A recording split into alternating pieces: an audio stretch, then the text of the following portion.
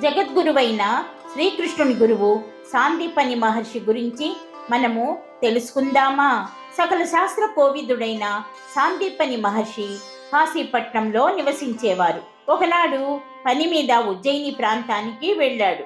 ఆ ప్రాంతం అప్పుడు కరువుతో ఉండడాన్ని చూసి చలించిపోయి పరమశివుని కోసం తపస్సు చేసి శివుని వరంతో ఆ ప్రాంతాన్ని సస్యశ్యామలం చేశాడు. శివుని ఆదేశంతో ఉజ్జయిని ప్రాంతంలోనే స్థిర నివాసం ఏర్పరచుకొని అక్కడే ఒక ఆశ్రమాన్ని నెలకొల్పాడు. అక్కడే ఏ తారతమ్యం లేకుండా ప్రతి ఒక్కరికి విద్యను బోధించసాగాడు. కాలక్రమంలో అది దేశంలోనే పేరెన్నిక గల విద్యా కేంద్రంగా అవతరించింది. ఎంతలా అంటే ఎక్కడో మధురలో ఉన్న బలరామకృష్ణులు విద్యాభ్యాసం కోసం ఆ ఆశ్రమంలోనే చేరేంత. వారి విద్యాభ్యాస సంగతులు మరో వీడియోలో చూద్దామా? మిస్ కాకుండా ఉండేందుకు సబ్స్క్రైబ్ చేసుకోండి.